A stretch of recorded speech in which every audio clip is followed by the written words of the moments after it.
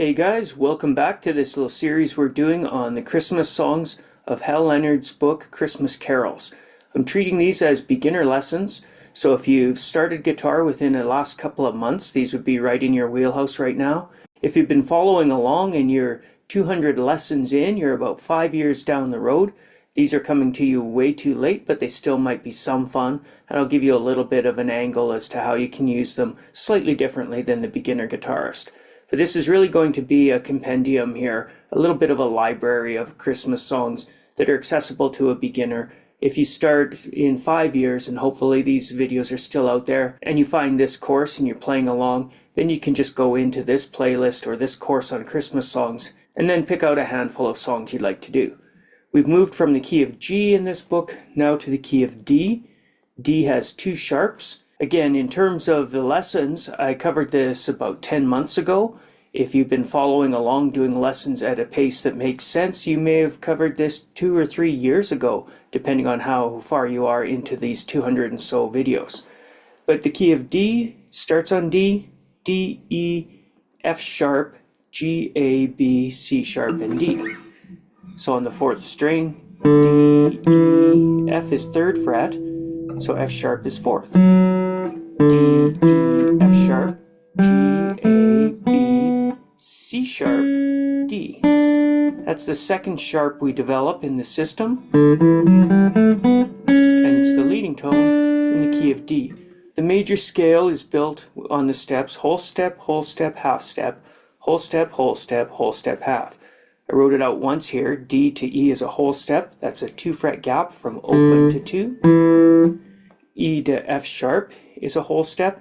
Major scales need a whole step there. Therefore, we needed an F sharp 2 frets away from E. Half step from F sharp to G, that's 1 fret. That gives us the open G. Whole step, I'm just reducing now to a W for whole. G to A is a whole step, 2 frets away. A to B is a whole step. You can't tell we're 2 frets away as we switch to the B string, but we are. B to C is a half step. We need a whole step because it's a major scale. Whole, whole, half, whole, whole, whole, half. So we need to make that a C sharp, which makes it the leading tone. The leading tone is that 7th step, a half step away from the root. When you hit it, you need to land on the root. You'll hear that impetus up from that note. It's got the tension, it's built up some dissonance from the way our ear is locating all of the notes and recording them in the scale. We also have the chords. 1, 4, 5, primary chords, D, G, and A on the top line, and we get an F sharp minor. It's the 3 chord. So in D we have D major, E minor, F sharp minor, G, and A. So here we are in 3/4 music. We have a pickup note on beat 3, so we count 1, 2, 3 and start here. And we've got these little slurs on the notes. Slurs are connections between notes that are supposed to be articulated in a legato style, which would be as smoothly as possible. The reason they're here is this is actually indicated for the vocalist. When you see these 2 notes, they're showing you slurring in 1 word or 1 syllable between 2 notes. So this is the, 1 word, the, on 2 notes. If a guitarist wants to articulate slurs, we'll show them in various ways. That could be a pull-off from F sharp to E.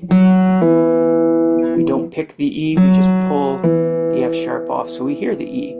The opposite would be to hammer on. We'd hit the E and hammer on an F sharp. That would be a slur or a legato going up.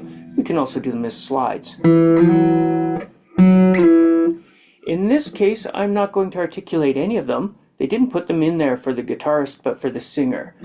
The first Noel. Your voice is moving up through different notes on syllables. We're just going to keep playing them just as though there are no slurs. But I put some of them in so I could talk about it a little.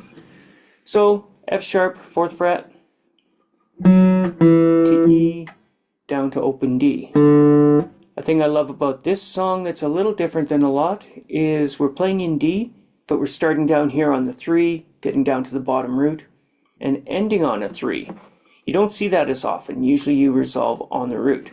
I used to write a lot of songs that would resolve on a 5 or a 3, and at one point I thought I must be making a mistake, that the song really has to resolve to the root. But clearly here we can see it doesn't have to. So let's start taking a look at it again. On beat 3 we play F sharp and E, 3 and. On 1 we hit the D, a dotted quarter note again, so that's a beat and a half. You count 1 and 2. As you get to the and of 2, you play the E. So again, like we talked in the other songs, we're shooting up a scale. Watch how this goes all the way up the scale. D, E, F sharp, G, A, B, C sharp, D, and then back down. C sharp, B, A. So far, the Christmas songs we've looked at are really doing that a lot, traveling up and down the scale.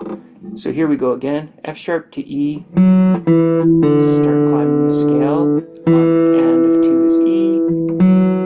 3 is F sharp, but it's an 8th note, so the G's on the and.